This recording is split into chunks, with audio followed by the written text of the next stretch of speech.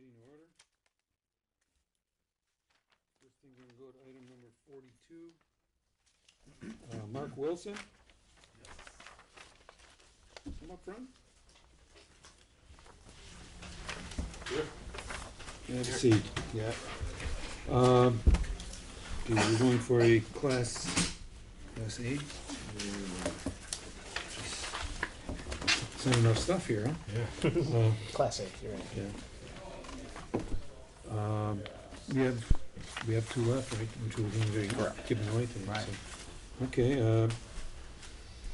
You're familiar with all the rules and regulations that come along with this? Anybody else have any questions? Mr. Chair?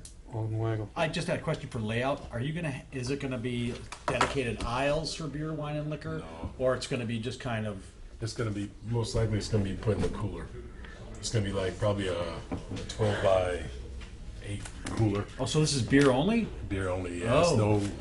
No big time stuff. No wine or liquor? Okay. If anything, it may be wine down the line, but I haven't heard anything about wine. It's just beer. But this license would allow beer, wine, and liquor? Yes, if they want to sell wine, they would have to get the liquor license, which I assume is the reason for the request at this point. I haven't heard anything about anything else but beer. Okay. So you're a manager at the store? Yes. Yeah. And I've had it at 27th Street when I was there too, and it was just beer. And we got wine every once in a while, or champagne around the holidays, Yeah. but it was nothing big. They don't. Just And how many clerks do you usually have working? about one and myself. Okay, so you're gonna have that, all your clerks are gonna get bartending licenses, I assume? Yeah, yep, okay. yep. Okay, You're not gonna be like you're the manager and you're gonna be watching them. No. You're gonna get all your staff Yeah, I licensed. don't have time to do that. Right. Yeah, it's- I move approval. Oh, Mr. Chair. Just 1 second. I got a motion Second. for approval. Okay, I got a second. Alderman Yeah, Haas. I would suggest we hold this until it's because a special use permit is going to be required, that we either going to need a public hearing for that. And I'm reading off from the clerk's list. That's not anything novel that I came up with, by the way. Mr. Chair. Alderman May. Yeah, Mr. Alderman Haas is correct. We've got in our ordinances, whenever a Class A license goes out, the property becomes subject to a special use permit, basically just site landscaping on the outside. Oh, okay. That sort of a thing. Okay. So you're right, we shouldn't approve it. They should be run concurrent or subject to necessary requirements. I think we should approve it because we don't have the two licenses, subject to necessary requirements, with one of them being the special use permit. That makes sense That's to the me. way we've done it in the Yeah, past. Yep, very Did good. we confuse you? Yeah. Okay. So what we're saying is we'll approve it subject to necessary requirements. One of those requirements would be to submit a special use for a special use permit. Okay. Okay, Nick? I don't recall how we've done it in the past. He would have, whether we held it or not, they would be kind of a place in line at this point. So he wouldn't lose that unless the special use was denied, or he revoked his application, or we denied the application, but it would still be a placeholder. I talked with Steve before this as well, and that's kind of why we came up with the hold. Make whatever decision you see fit. My only concern is whether or not if we approve it and then we go through, do we have to go through the issue of revocation if it decides not to go through, since it doesn't go through? Well, I don't think, because it's a necessary requirement of the approval, is having the special use permit. it's never going to be given to him if he doesn't meet the requirements, subject to necessary requirements. I agree. 125 doesn't have a special use as a necessary requirement necessarily, so I don't know if we can. What I'm saying is it's kind of a gray area. Proceed how you see fit. Either option is going to be effectively the same for him in terms of right now. It's going to have his place in line, or it's going to approve subject to getting this. Down the line, if it doesn't go right, we might have to do a revocation process potentially. Mr. Chair? Just to add on to Nick, I think what he's trying to say is the cleaner option is to hold it rather than have to go through possible procedural issues with it not getting, the special use not getting passed, and then we'd have to deal with this. That's basically, so, Mr. Chair, if I can explain it to Go that. Do you understand what's going on? Yeah, he's saying no matter what, whether you get it tonight or not, your place, you basically have a claim to it because you're the position you're in. We just need that special use permit. So whether we approve it tonight or hold it would be cleanest procedurally. So it has the same effect. So So it's called a special use. Yeah, have you, apparently you haven't applied for it yet. No. You didn't know anything about it? No, they just send me stuff down and say, Mark, can you go this time? I said, sure, I'll go. Okay. Make it easy Just tell for me where to myself, go. yeah. Yeah. Okay. Can I just, I just found this ordinance out about today. So I did talk to planning, and they have gotten in touch with someone at Save a Lot, I think probably higher up people so they are dealing with it. And the same issue is going to happen with one of the Sicko, actually. So the planning office is in touch with both applicants. Gotcha. So I need to rescind my second. I'll rescind my motion then. Well, I'm just kidding. Same that effect for you, right? Yeah. Okay, we'll leave everything on here. Okay, thank you. Okay, so we're just gonna hold that then. Thanks. Thanks for Good.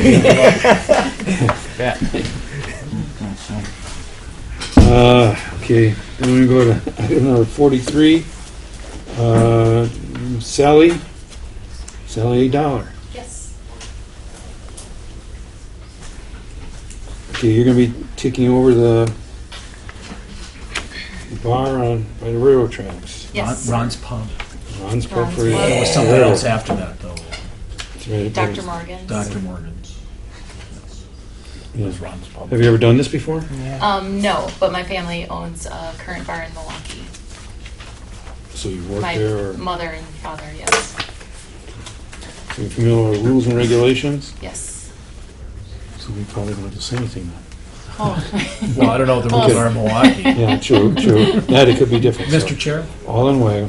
Just as a note, I think on our paperwork here, it says new non-existing, Yes. but this should be new existing, because they're taking over an existing licensee, right? Um, You're buying a building that already has a license with it. They let it revoke this past They don't year. have a license for don't? this. Labs. Right. Yeah. Oh. Yeah. It's been vacant for some time. Yeah. Has it? For the past year, Oh. Yeah. I haven't been since paying the attention. last Oh, okay. license. No, okay. So, but we're still under quota, so that's not an issue. Correct. Okay. And again, you have a background in the business apparently, but you're familiar with all the laws. And we expect you or your employees, whoever, to be allies with the city and the police when there's issues. Is it going to be pool? I think I saw a pool table. Pool table, dartboards. Live music. I just applied You're getting the because permit because you never know. It's easier to do that way. Right, I get right.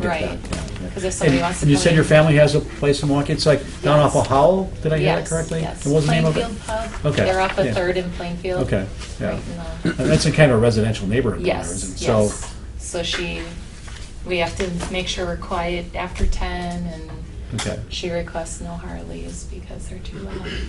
And that's just for the neighbors, so. No, But, that's good. No, that's the important thing. It's- Yeah, because we Right. want you to we want the neighbors to not call about you. right, We want, right, we want you to get along with the right, neighborhood there. right. And she does have cameras and finds crime on her cameras. Okay, and- so you're going to have the same kind of thing? you Yes, think? Yeah. yes. So you're putting in cameras and all that? Yes, there are cameras right There were now, some so I there, need yeah. to get, Yeah. yeah. um, And there will be probably a time where the police will send somebody in on a compliance check, maybe a 19 or 20-year-old, sure, and we'd expect you to card everybody Yes. and not serve people, not overserve people, correct. and be helpful when you do have to call the police, Right, all those right, things. right. And my parents are a part of the Wisconsin Tavern League and the Safe Ride program and things like that, Okay, so. good. Okay. I'll move approval subject to necessary requirements. Second. Is there any further discussion? All in favor? Aye. Anyone opposed? Motion carries. Do you have a time frame in mind? Not necessarily. Yeah. Do a little Probably remodeling or something? October 1st. Okay. Because I'm not getting, my loan's not going through until the mid-September. Oh, So okay. once I get in there and clean up and get it up and running. Good. Thank you. I'll just remind the committee that there is that timeline that we've talked about in the Oh, yeah. past about The making 30 sure you're days. operating and getting it going. Well, we don't want to have somebody sitting on a license for 6 months, 8 months and not using it. Right, So, right. just make sure if it has been a long time, you contact the clerk's office or try to contact your other person and let them know what's going on. Right, right. Okay. And Thank this you. is your other person, right here, Nikki? Yes, The chair. I called him yesterday. Yes. Did you get my message? Yes. All right, thank you. Okay, item 44. See, it's the first one, second one? Move approval subject to necessary requirements. Second. Haas got the second. Any further discussion? All in favor? Aye. Anyone opposed? Motion carries. We got 45, various license. Move for approval, Mr. Chair. Second. Is there any further discussion? All in favor? Aye. Anyone opposed?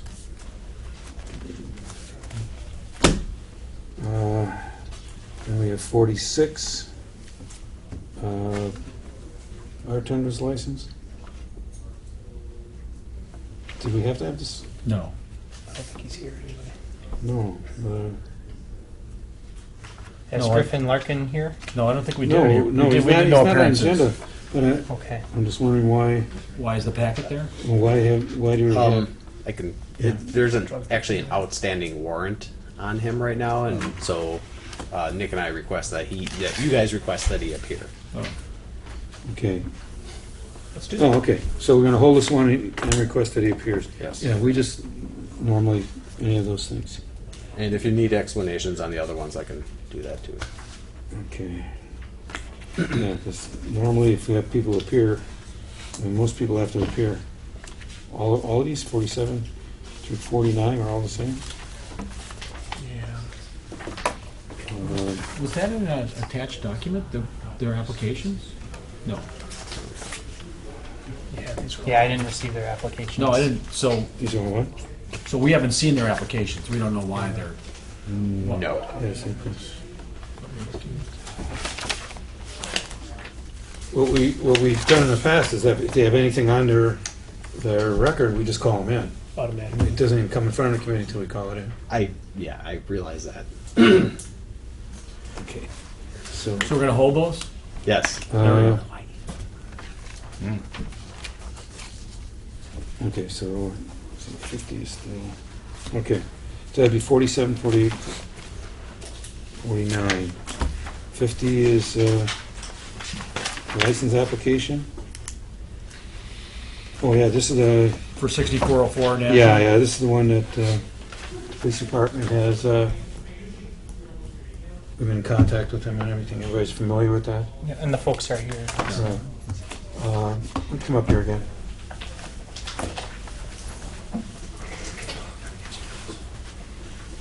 Okay, so you're still going to be the agent Yes. for the license vote. Okay.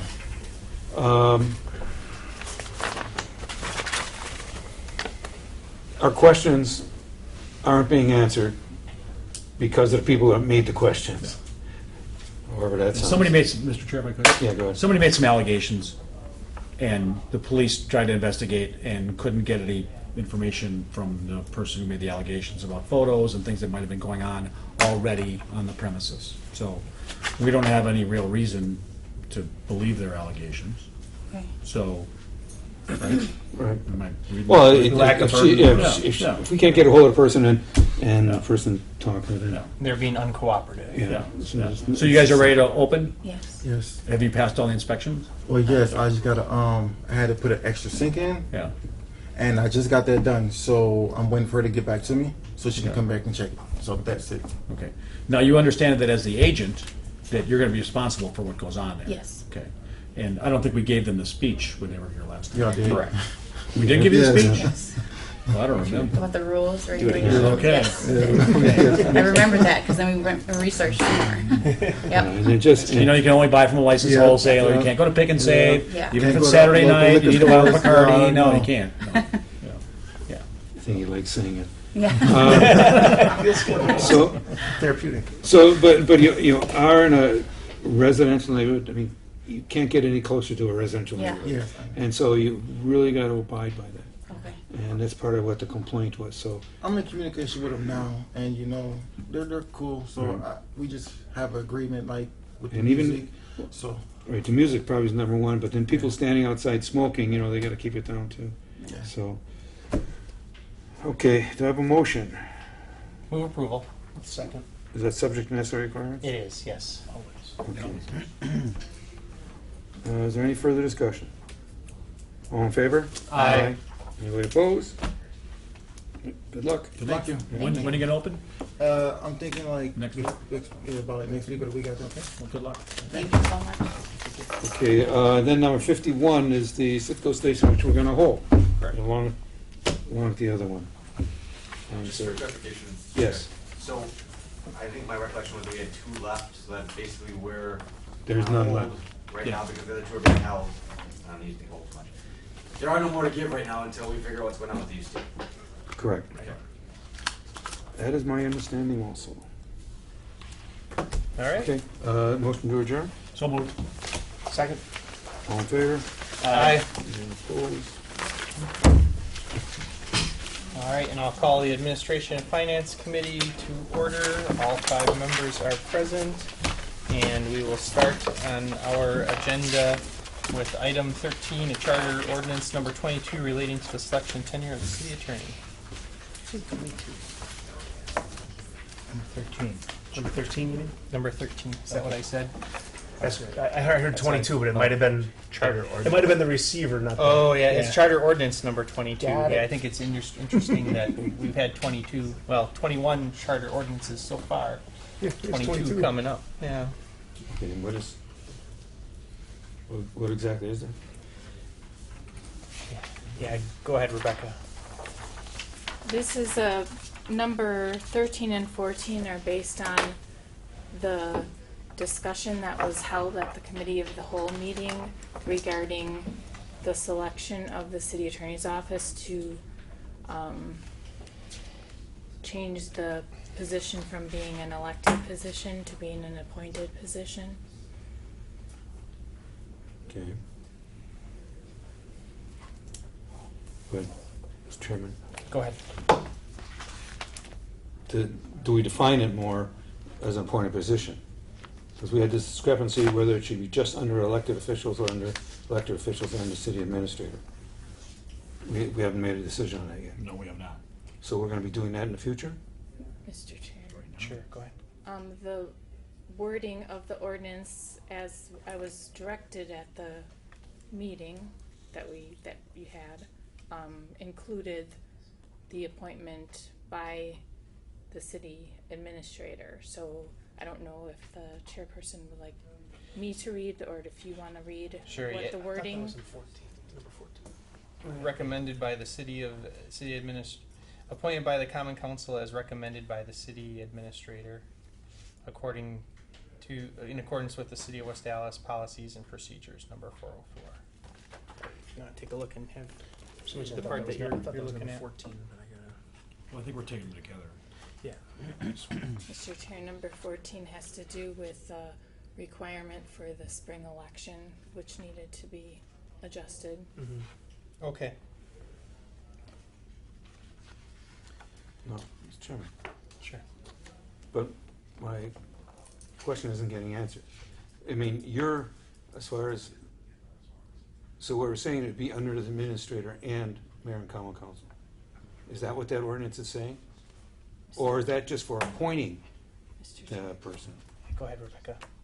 As with the other department heads, the mayor and the common council are, the organizational chart is mayor and common council, the city administrator, and then the department heads. So that would be the same. That's the way it's written at this point. That's Because all of us are subject to removal by the common council. correct. But I wasn't in favor of that. And we really, that was going to be discussed at this meeting. So we're saying, okay, so I think that, first of all, my past in this whole thing was always to have the city attorney to be elected. So he doesn't have to be in fear of losing their job over irritating 8 aldermen. And I understand the circumstances we have now, where there's, we don't have a lot of municipal attorneys in our city that in an election, and so I can go along with the appointment, but I think that only elected officials should be over the city attorney as appointed. I just think that the people elect us, and then we should just be over them. I'm not in favor of being a regular department head. Yeah, Mr. Chair. Alderman May. I had the same concern, that it be under the elected officials only. And I think at the time we had discussed the possibility that, you know, it could always change in the future as policies change. But does it have to be written in the charter ordinance who does the selection? Can we just have the mayor and common council, and then policy-wise, if we decide later to have it underneath city administrator, we could decide at that time to allow the city administrator to be a part of the process, or, you know, put there in the organizational chart. Does it have to be in the charter ordinance that it falls underneath the city administrator? I thought that was going to be worked out separately through a policy and procedure type thing, as opposed to the ordinance. Yeah. Well, I'll wait for that answer before I talk. I would think that you could take out the wording as recommended by the city administrator and just have shall be appointed by the common council in accordance with the city of West Allis policies and procedures. And maybe even have it recommended by the mayor.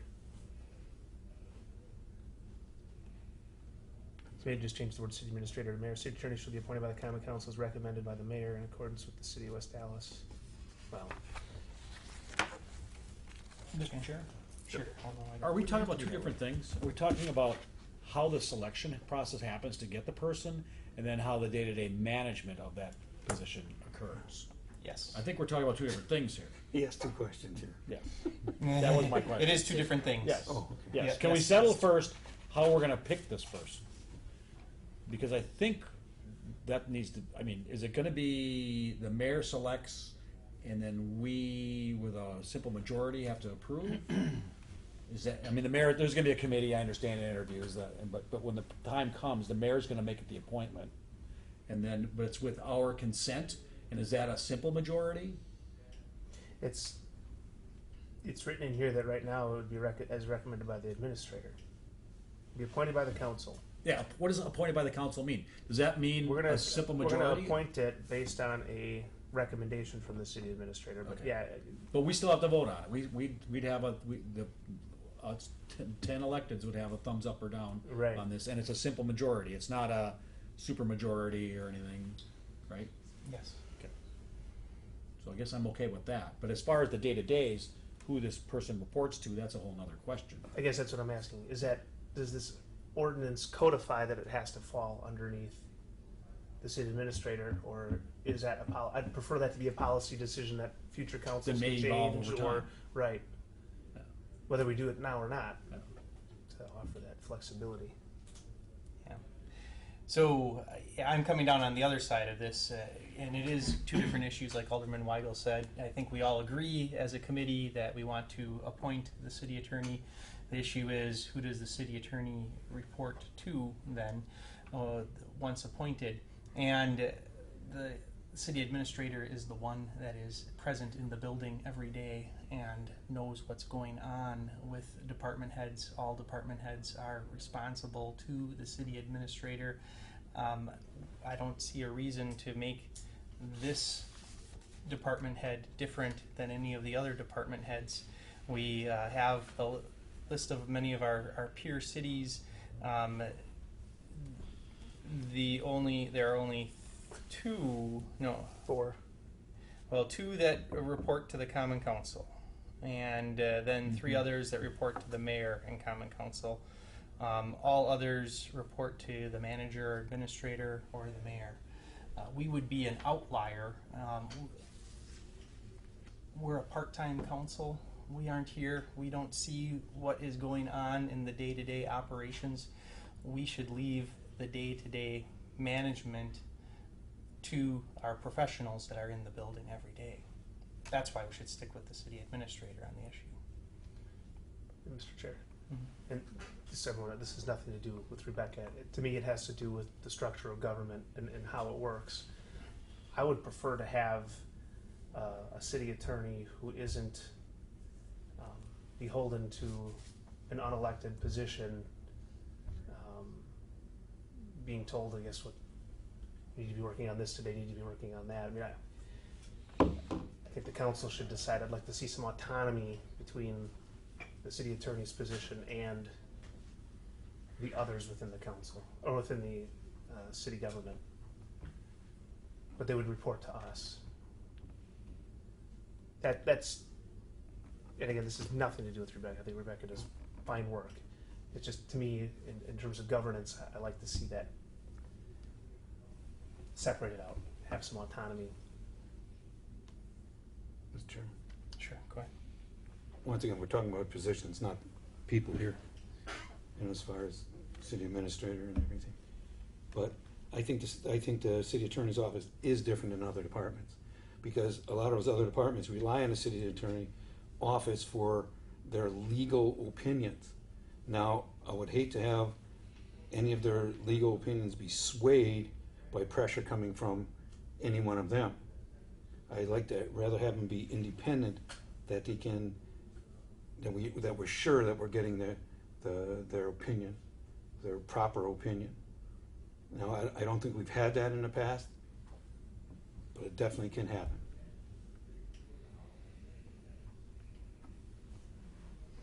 So the question is, does this ordinance dictate that it has to be under the administrator? Yeah, and Or I is it think, just saying the city administrator makes the recommendation, but the policy, we can always change it? We can change who they report to through a separate ordinance, and I guess that's what I'm asking. Mr. Chair, it's the second one. I just read it, but Yeah. go ahead. I got it here Councilor too, I'm confused. I believe in the ordinances, there's a chart that shows who people are appointed by, and that's typically who they've reported to Mhm. in our organizational chart. Okay, so it wouldn't matter. I don't believe there's a separate policy or anything that outlines that. So if you would wanted to report to the mayor or the council, then you should take that portion out or change it. And if I can, Sure, go ahead. I realize, as last time I said, this is obviously a policy, and I do have some thoughts on it and the feeling of the administration and efficiency of government. Not all of us need to be independent of what we're doing. However, we need to work together, and there's cases where when someone's reporting to a group of people and they're not doing what they need to do to get the business of the city done, we would have to then bring together the committee of the whole to have discussions regarding performance. So I understand the feeling about independence, but one of the things that we really rely on from the city attorney's office is providing us information on a regular basis, and I believe having someone report to a committee makes it difficult for accountability. Mr. Chairman. Sure, go ahead. It's their legal opinions. I think it's different than just opinions on that part. But I thought according to the state code that the mayor appoints the person For elected. This would be elected. to fill the elected. So we're changing that. We're to talking say- about for, in this Future. case, because we're appointing somebody to fill out an elected term, because it's the current term. because it's a current And term. the mayor does that. But once that term is expired, right, so it's in 2020, Mm-hmm. then we'd go through this process where the city administrator would make the appointment and we'd confirm. Right? Right. I'm Right. looking And it would be for the some city head nods. administrator with the mayor, Yeah, Right. well, after, yeah. in conjunction with the mayor. Is there any way to structure it where part of the responsibilities fall under the administrator and parts of it fall under the council? Which responsibilities? That's, Mondays, Thursdays, and Mr. or could you dictate that Kosher there has to be holidays. collaboration? Mr. Chair. Sure. I mean, go ahead. I believe that's the way that everything is structured here now. I'm responsible to the mayor and the council. If I'm doing something that's impacting what the attorney's doing, trying to influence them or sway them, then I should be held accountable by the council. All the rest of the department heads are similar to that. We all report to the council. So, in that manner, it works that way at this point. The way that we have the discipline structured, I'm not even allowed to give anyone a warning without coming to this committee. And so it's already set up. So we've that got way. enough Cumbersome. oversight. It's as not it is. cumbersome. Mr. Chair?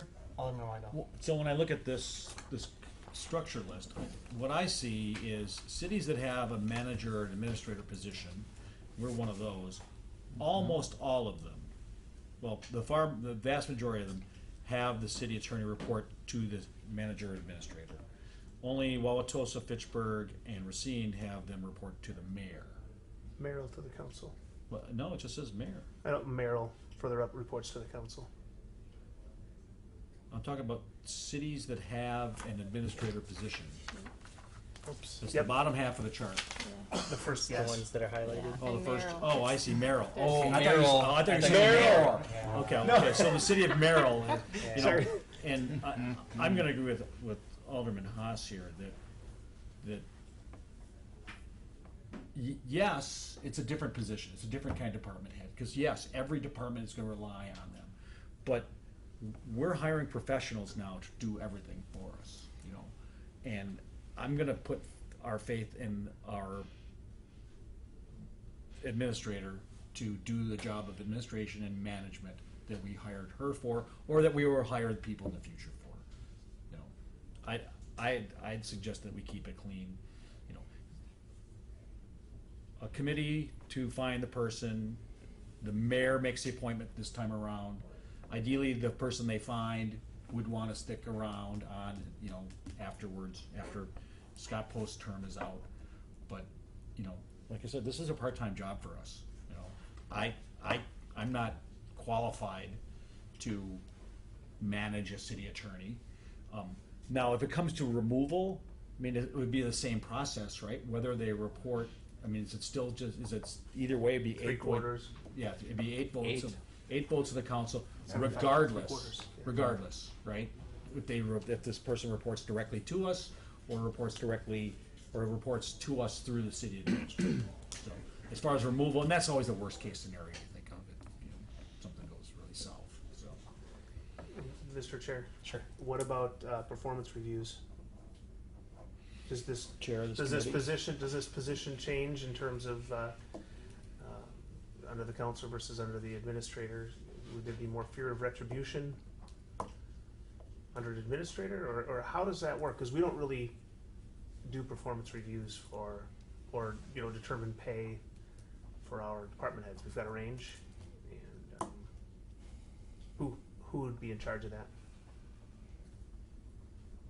I don't know. I think we maybe could clarify this, and going back to what Alderman Weigel was saying before, I think that what is before us is the process of appointing the city attorney, and we can approve that today, this charter ordinance, and we can hold the who does the city attorney report to, we can hold that for another day. And the default is that it would be like any other department head, but if members of the council want to change that, you can bring a proposal.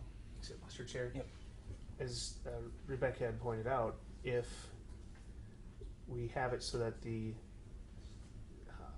city administrator does the appointing, that's not typically how it's done.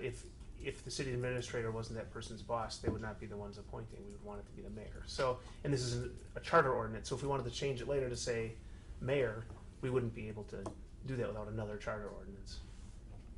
So I think we do need to know if we want it to, what we're talking about for those who came in is we're discussing should the position of city attorney report to the mayor and council, or should they report to the administrator?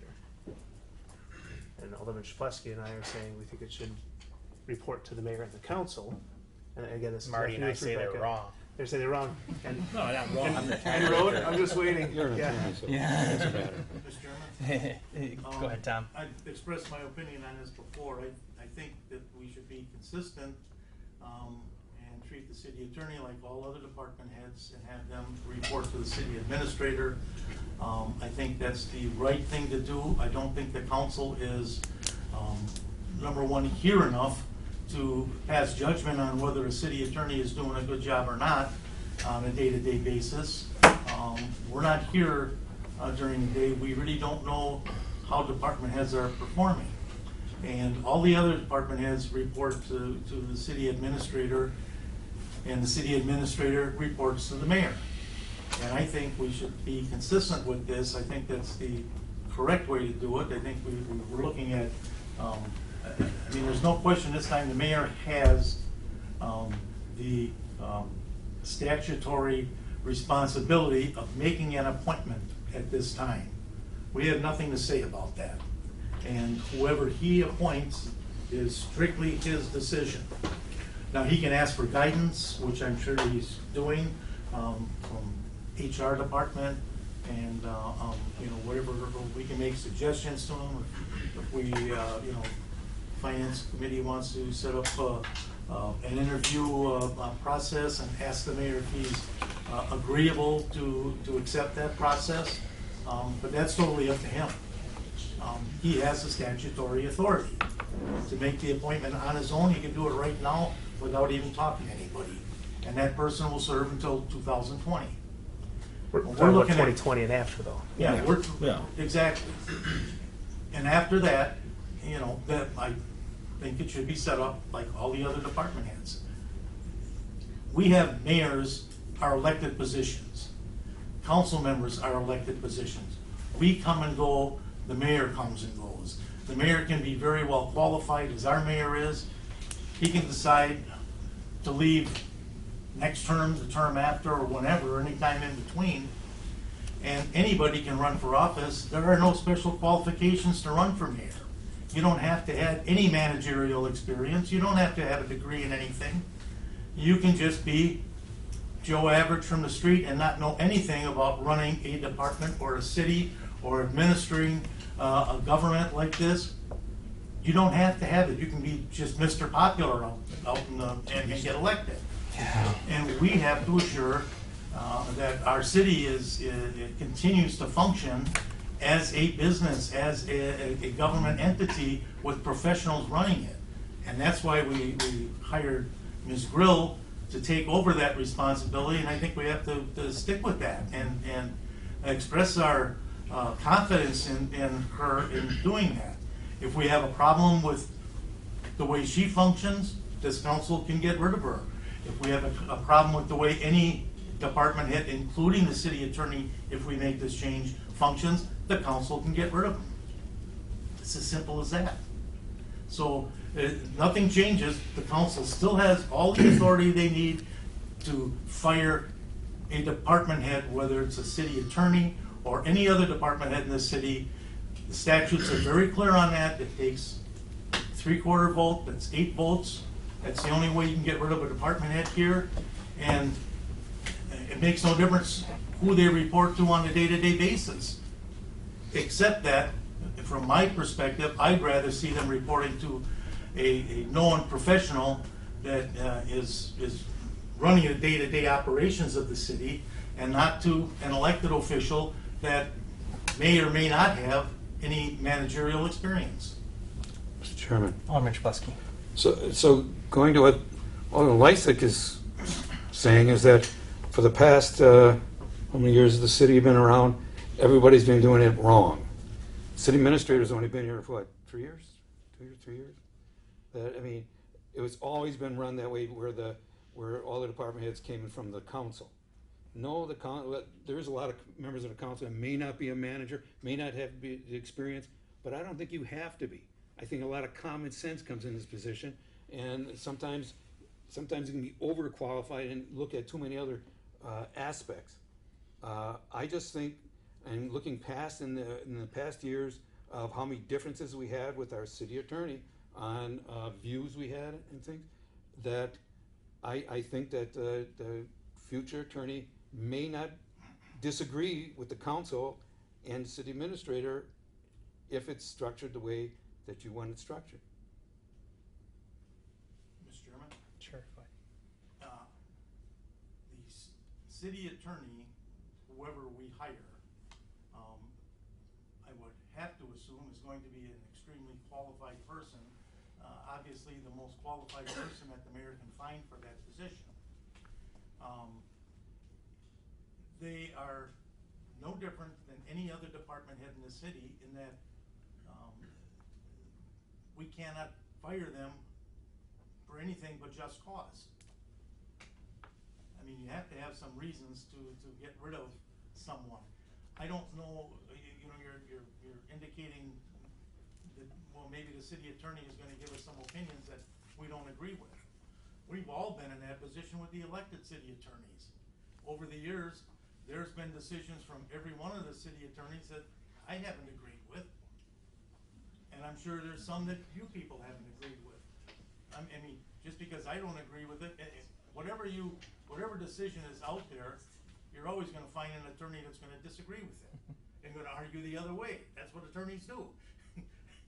So, you know, to feel that a city attorney is gonna give you some kind of different decision based upon the politics of it, I think is not gonna happen, because it's gonna be 8 people that has to get rid of that person.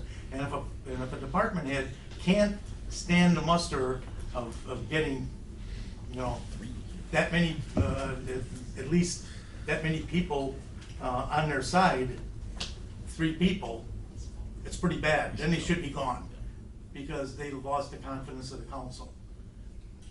So, you know, I feel very confident that, you know, a department head has to be pretty derelict in duty in order to not garner 3 votes out of the council to keep their job.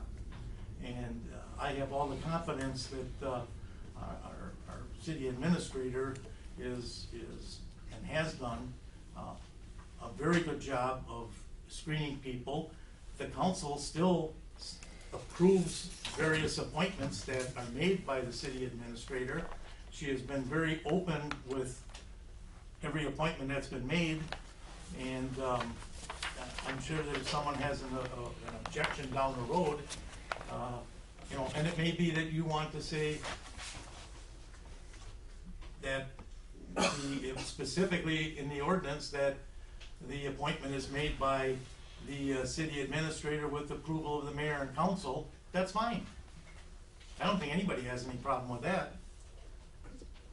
Mr. Chairman, I thought that's the way it is, the way it is now. Yeah. That's the way that reads. Then what's the problem? You still have your voice to say if it's going to be approved or not. I'm saying that every day-to-day hand over the city attorney. I still say it different than other departments. I don't see any difference. I don't see any difference with that or a development director or public works saying when we're gonna plow snow, or development saying we're gonna create a TIF district here, and maybe there's some disagreement. You know, it's the council that ultimately decides what's gonna happen, not the administrator. The council runs the city. The mayor doesn't even run the city. The council sets policy. The mayor and the administrator carry it out. So all the rules that are made by this council.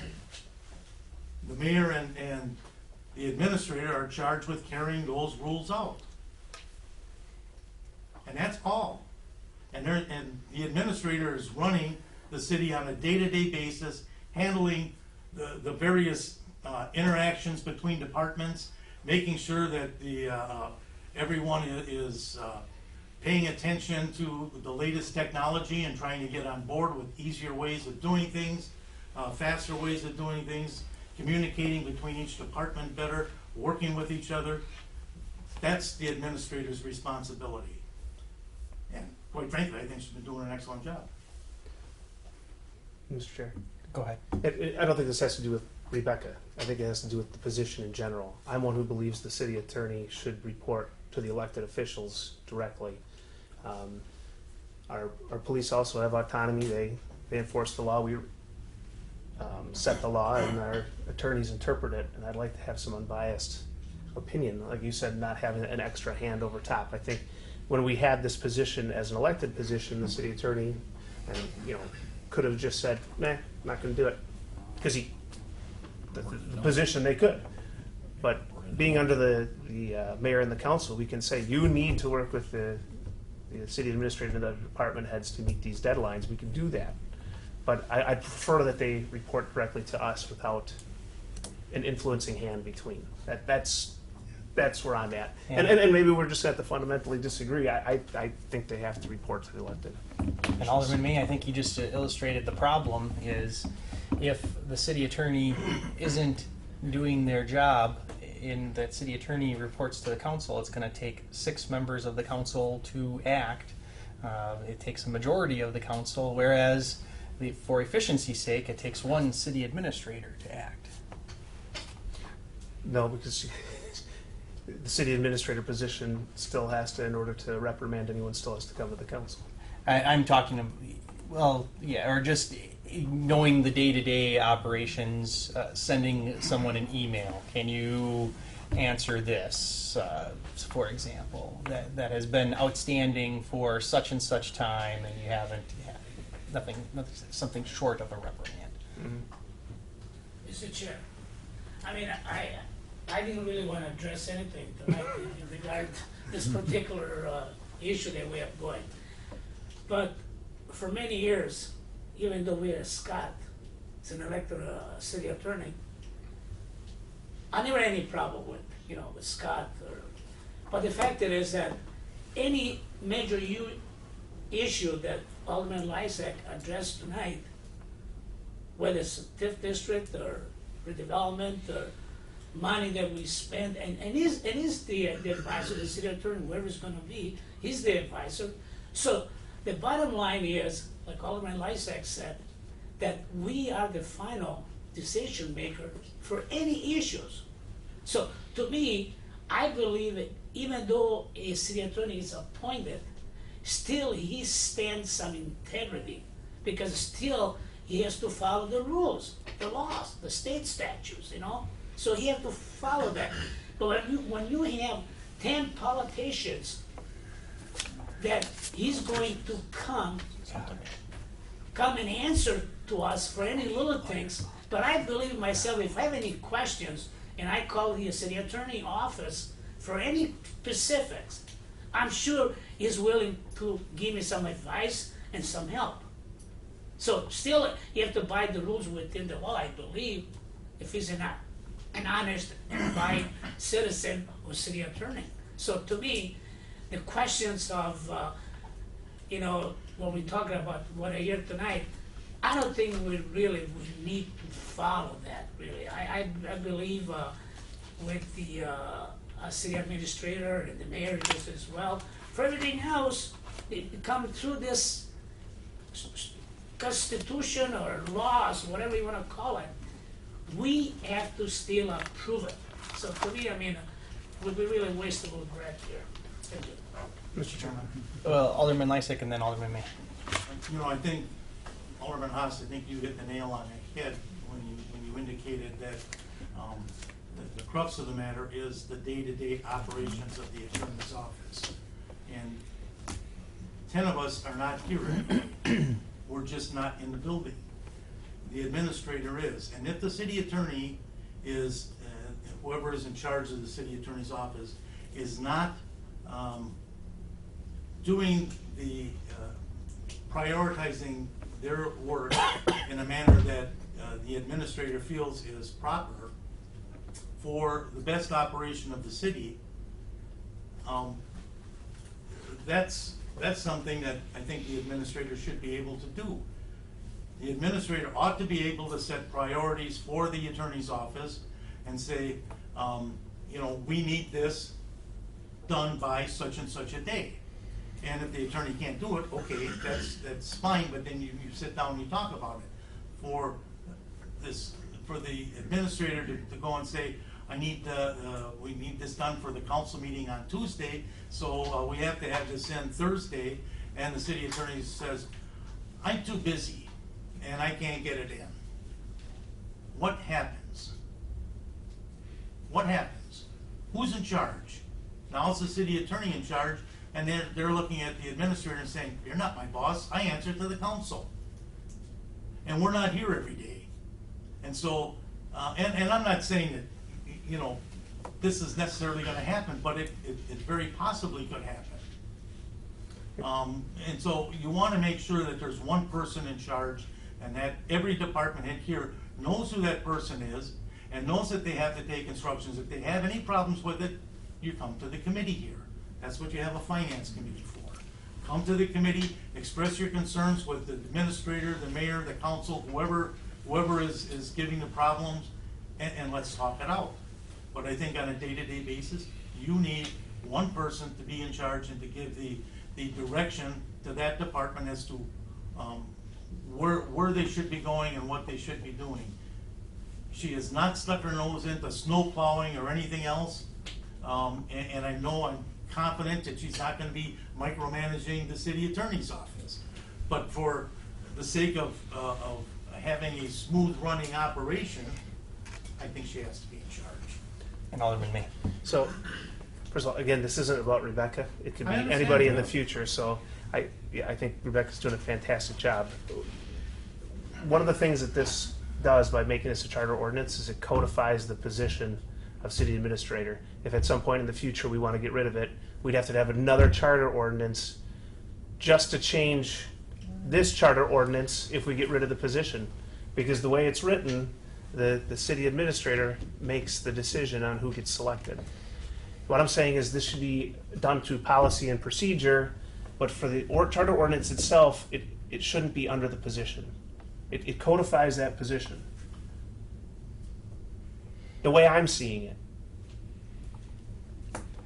Alderman May, I think if it would require a charter ordinance if we did away with the city administrator anyhow. And if the voters vote against it, we'd be forced to take on another city administrator. Maybe it's worded in a way that says it should be, approved by the council in accordance to a certain policy, as recommended, as set forth in this policy, and let the policy dictate who makes the appointment. Does that make sense? So, for example, right now, it reads, instead of being elected, wait, not that part 3, upon the effective date of this ordinance, in part 7 below, the city attorney shall be appointed by the common council as recommended by the city administrator in accordance with the city of West Dallas. Why don't we just say, as the city administrator shall be appointed by the common council in accordance with the city of West Dallas policies and procedures, blah, blah, blah. Would that be a problem? And then we can sort this out separately.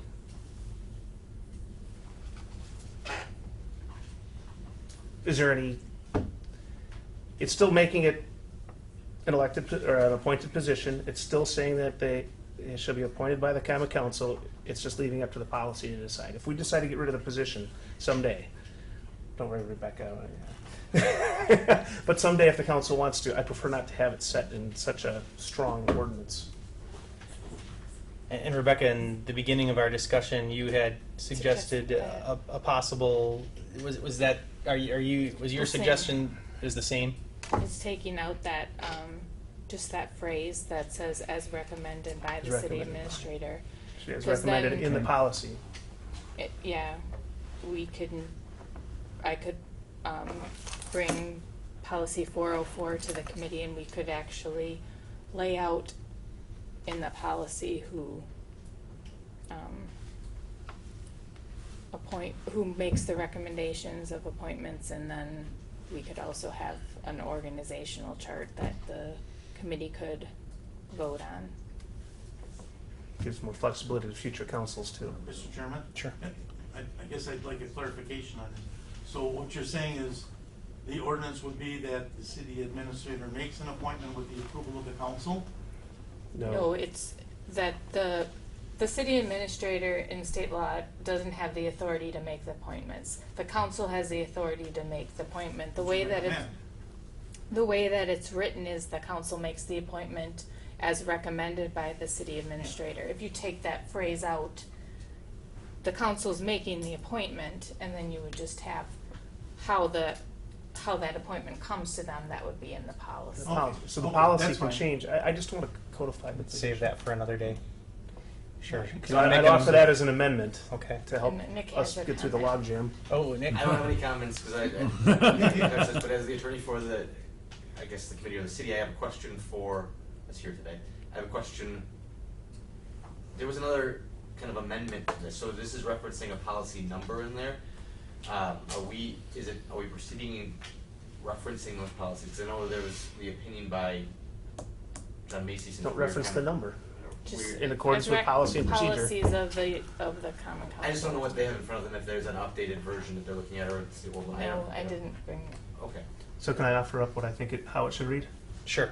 Part 3, upon the effective date of this ordinance is specified in Part 7 below, the city attorney shall be appointed by the common council in accordance with the City of West Dallas policies and procedures.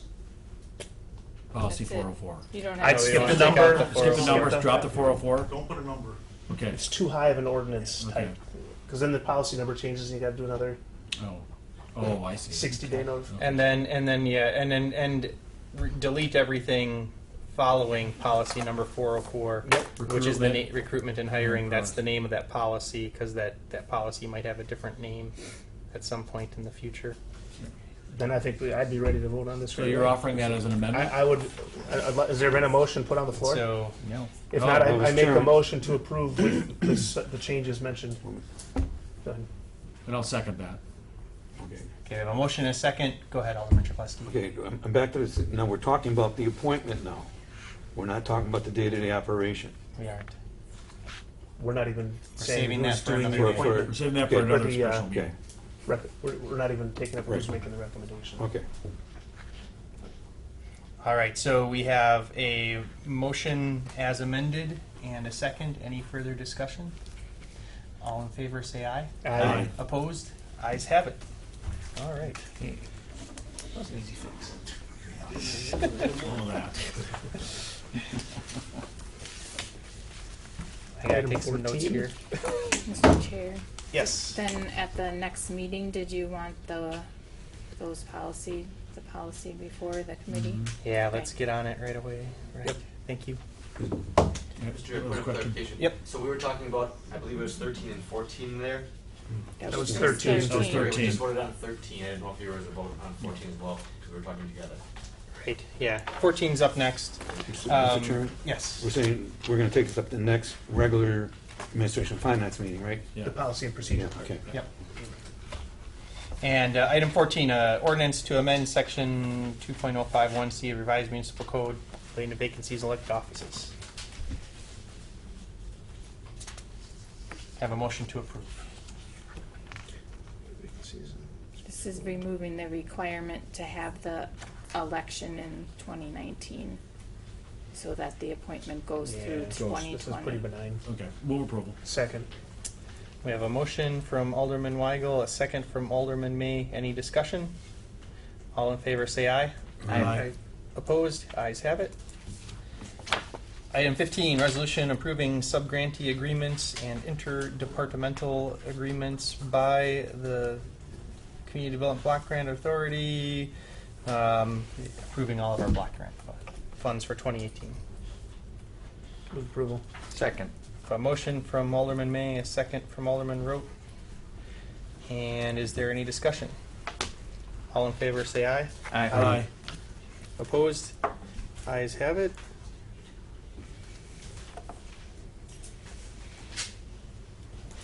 And item 16, resolution to approve storefront improvement program contract with Podvachik Holdings for 6525 West Burnham in an amount not to exceed $50,000. Move approval. Motion from Alderman Weigel, Second. second from Alderman Chaplesky. Any discussion? Mr. Chair. Go ahead.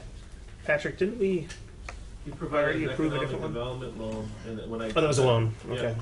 To buy the property, and this was to help enhance the site. It's a larger industrial property, it's just obtained planning commission approvals to paint, landscape, and clean up the facility.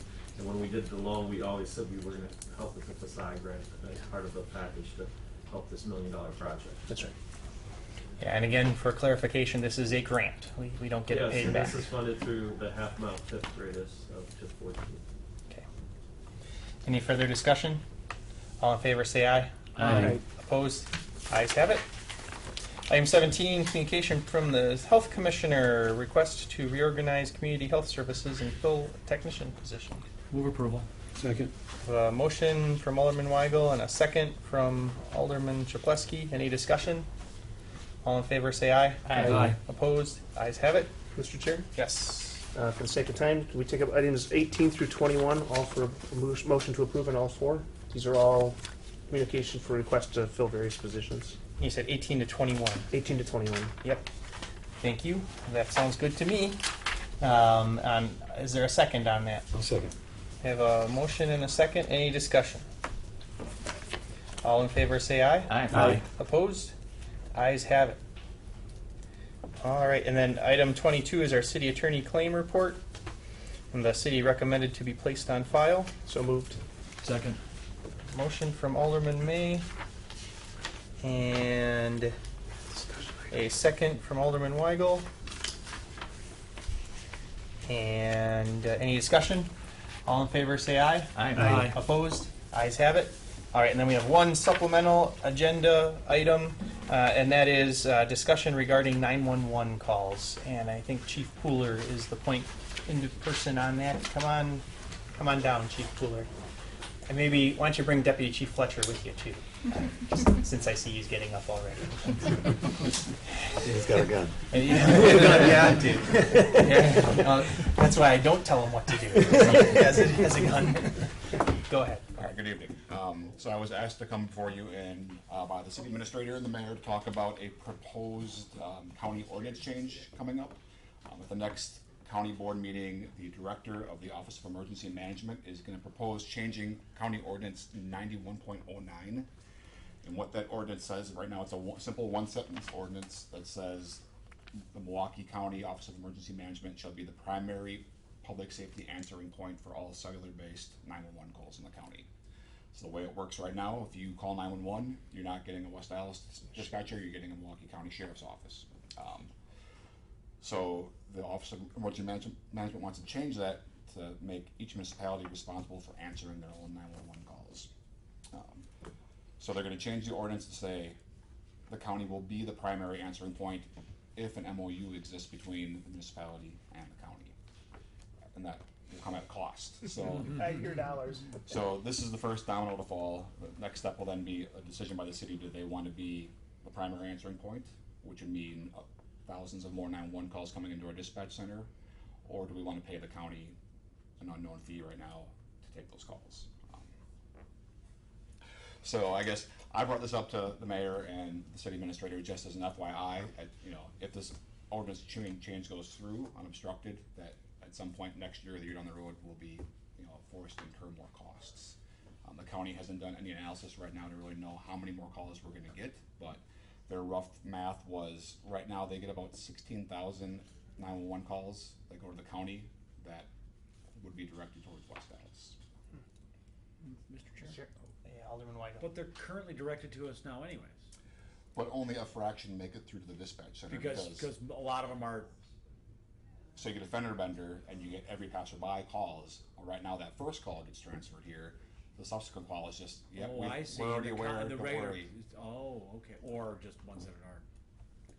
Oh. Or a house fire, everybody driving by sees it, they all call. Right now, only that first call is getting transferred, the rest are just being filtered out by the county dispatch. And then what happens when I'm in McCarty Park and I'm supposed to be talking to a sheriff? Then we transfer that call then Back to the sheriff. That's a way smaller amount. And that really doesn't necessarily happen too much anyway. It happened to me 2 weeks ago. We probably still respond to more things in the parks. Yeah, because they never came. There's two kids on mini bikes zipping through McCarty Park on a Sunday night. I mean, I waited 45 minutes. I'll call that number. So I guess from the police department's point of view, since the dispatch center is located within our building, obviously we don't know what the costs would be to have the county continue on. I know there's been some discrepancies as to what Office of Emergency Management has told the police departments and fire departments. I believe the fire departments were told that if we took it on ourselves, it would be at no cost to the cities earlier. Well, just the technological change. At one point, OEM did tell the police chiefs in the county that if that were to occur, there'd be a one-time $7,500 fee that went along with that, which, that's a significant amount of money, but. $7,500? Yes. Oh, that's not so bad. In year one. Yeah, we said a one-time cost. To be the Time Warner cable. That would be a one-time cost for us Twice to as take much it, next but year. then again, like I said, I understand that the fire chiefs were told something different. So to clarify, that cost is to pay AT&T, Verizon, everybody to rearrange their towers. So instead of pointing to the county, they now point to the city. But the fees I'm talking about are subsequent. They want to charge per call that they would take, whether it's $1 or $5. But we don't know what it is. We have no idea what it's going to be. We don't know how many calls it's going to be, and we don't know what it is. Exactly. So we did some guesstimating on our part in the police department, and in 2017 we took about 16,300 911 calls. We had received an email from our lieutenant in charge of the communications center, and he believes that if we become the primary receiving point, we would increase by about 7,000 to 8,000 calls a year. So you're talking about a 50% increase. That could go up too, because we're seeing more and more people who are doing away with the landlines in their homes and going strictly with cell phones. So I think one of the concerns we have too, as this moves forward, and we're just going to have to analyze, we don't have the answers right now, is if that happens, we may need to look at whether or not we need additional staff in our 911 center.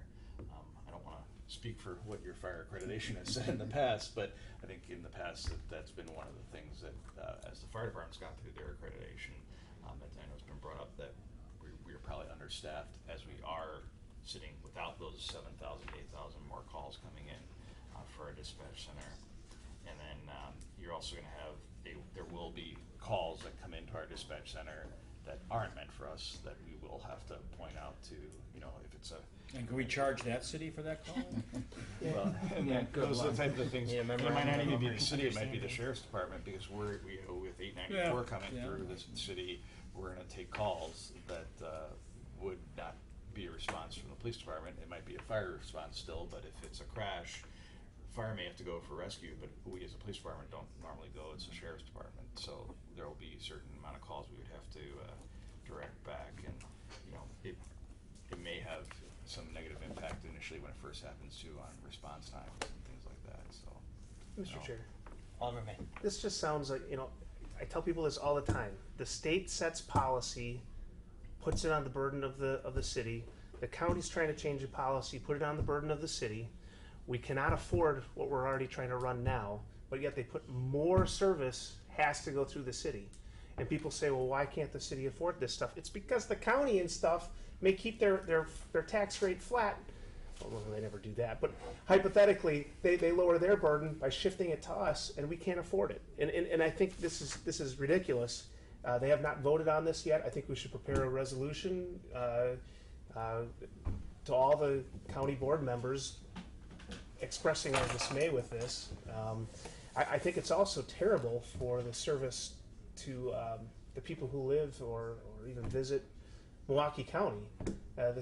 It sounds like more dinging back and forth could possibly happen with this type of setup that they're not directly doing, but they're basically alluding to doing. It fractures our police and fire departments the way that they're set up now. I think This is absolutely asinine to me, but Yeah. the problem is that they would still offer the service. We just don't know what the cost would there will be a fee. And, Oh, yes, yeah. and what'll happen is some communities will say, well, never mind, we'll just do it, and it'll all break up again. It's another opportunity to extract money from cities. They to the county, it looks like, hey, we just made money on our balance sheet, but now the cities are taking the hit. And so with our levy limits and stuff, we're going to see another cut to service or another increase to our taxes. Again, it's all falls low person on the totem pole, LTPT. I think Alderman May is correct on most of what he says, except on one issue. I think that our citizens would get better service having our 911 answering point be with the city of West Allis, and so that when a cell call comes in, you don't have to go through the sheriff's department. They're going straight to West Allis dispatch. I know that I always make it a point to call 302-8000 and then press 0 to get to dispatch. I never call 911 when I have occasion to, just for that reason, to avoid going through the sheriff's and trying to explain. It just adds more time to the process. I have a question for the two of you. Okay, so the county gets paid to do 911 service. All of us on our cell phone bills, there's a 911 fee. The county's gonna take that fee and say, "Oh, you municipalities are taking these calls, so we're gonna give you some of that money." I think I know the answer now from our discussion. No, the county's gonna keep that money. Is that what it, or don't you know? That's to be determined, because I don't know the answer. I don't know the answer to that. Okay, but we can suspect what the answer When will be. when is the vote? Yes. Again, you just At mentioned. the September county board meeting, I don't know the date of that. Okay. And Mr. Chair, Yeah, Alderman May. you know, for people like, you know, myself and Alderman Barzak, we live close to Wauwatosa. Depending on where the cell tower is, we may not get any better. So we might be pinged over to Tosa. Now Tosa's got to ping it over here. We're at the, you know, if we decide to keep it, hire additional staff. Again, I think it's just another higher level of government finding a way to stick it to the cities, and here we are with no way to fund it. And our taxpayers are going to lose service somewhere else because the county can't take it on themselves to solve the problem without putting it on us. Mr. Chair. Yes, please. So I just want to say that from the eyes of fire and EMS, this does streamline the process for most 911 calls. It will probably save a minute to 90 seconds per person that calls for an ambulance or a fire truck. It'll save it by not going through the county. Correct. However, there are small amounts that are going to get bounced back to the county for various reasons, whether on the freeway or it's some county-covered area like maybe a park or something like that. So we'll see an increase in call process, or a improvement in call processing time for the average citizen in the city for fire and EMS, but potentially an increase for a small segment. However, what I guess my bigger issue is the unknown. You know, this is potentially a big economic impact for our city, and we all share the same pool of money. So I felt it was prudent to at least bring this to you and let you guys make an informed decision on how you want to handle it. So I serve on the Oasis Governing Board, which I serve along with the chairman of OEM, or chairperson of OEM, and so this came up in conversation there. And the last meeting, we created a 911 subcommittee charged with studying the future of countywide 911 system, and they are going to be charged with researching the impact of this change when it goes through. So I proposed, well, why not have them research this before we make the change? And there was no appetite. You have to vote on it. Milwaukee County. There was no appetite in the room to do that. So that just sat wrong with me, so I figured at least bring it to your attention. Yeah. Yeah. Yes, please, Ms. Grill. And just for clarification, the improved times would be if we are, so then, and discussions that we've had would be that we would have to add at least 5 staff members. Just add 5 staff members? Yes. 5. So That was Chief Mitchell's. 300, Yes. are we talking $300,000 with that? 5 full-time? 5 Full-time, FTEs? I would think it would be more Plus than benefits? 300. What does a more than dispatcher get? Well, they get Not back. yet. Yes, What it do would they be earn? like 65 or 70 Yeah. with benefits. With benefits. Oh, with benefits, so about 300 to 350. Because you're talking about, 5 might sound like a lot, but you're talking about running a 24/7. operation. every day. And additionally, there's only 4 consoles, correct? Correct. Yeah, there's no hardware. And so we have that we enough don't, hardware? we'd have to expand our dispatch center, so that's why it's important for you to know that this So is there all will we be a have. hardware cost. There could, so right now, we have 4 dispatch consoles. Generally, 3 are running and 1 is used as a backup. There might be sometimes, like during the fair, when we have an extra dispatcher in, but we would certainly lose our backup. And we have some redundancies other places, but that wouldn't be located in-house. So there is a potential for there to be a hardware cost. The software and everything supports it though. Not suddenly oh, we went to 6 consoles, we need a new software system. That, I can't give you an answer to that now. I don't know if there's a license to all that. I'd say for the police and fire dispatching software, there's a licensure fee, so we have to buy an additional license. And there's probably also a real estate issue for you to add more people into the center. Yeah, it's pretty. It's tight in there. I've been in there. We would have to. We would have to do some creative positioning, I guess. So, Mr. Chair. Yes. Hypothetically, the county looks at this and goes, "Hey, the value of this to the city of West Dallas is $350,000.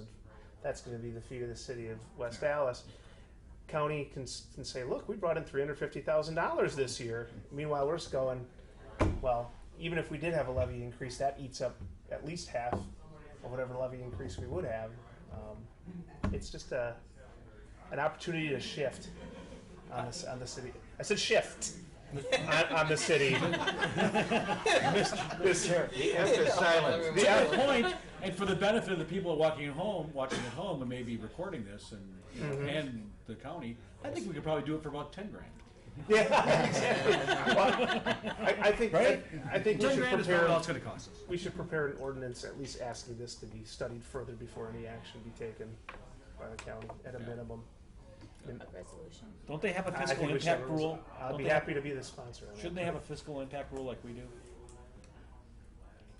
Fiscal impact rule? County? The county? Oh, wait a minute. Well, on paper, it's a policy change. There is no fiscal impact to them, right? It's just a word change. Well, I mean, fiscal impact on other communities? Well, Is that what you're saying? yeah. Well, or to it's them. going to positively impact Their them. budget is a positive. Yeah, but positive. but they don't even know Ours how is much because they negative. haven't put a dollar amount on what they're going to charge us. Right? Not that we're aware of. Not that we're aware. It's going to happen. Oh, county. Sorry, I just get so peeved at this stuff. These higher levels of government keep sticking it to us, but have no way of making up the money to make it happen. Trickle down. Well, Trickle down. They're expecting us to add a new fee in our utility bill for 911 service. You can't do that We can't. They get it. by state law. You can't add fees to your utility bills. Well, Peggy's check. It's No? not one of the excluded services. That's not an excluded Oh. service. No. Well, still, I'd still prefer not to. No, I don't want And to. not to help the discussion, but there is a transfer of services. It would cost our taxpayers more, but it would be allowed as an exemption under the limits. Gotcha. Oh, that's good. Good and bad. Well, It's good. we get to still raise not- taxes. Still not bad. That's not good about raising. Yeah. Yeah.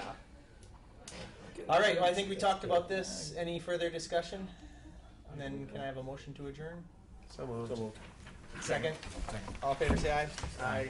All right. Thanks, everybody. You have to sell that new ladder truck. Yeah. There goes the truck. Just needed dispatchers to talk. I mean, you're looking at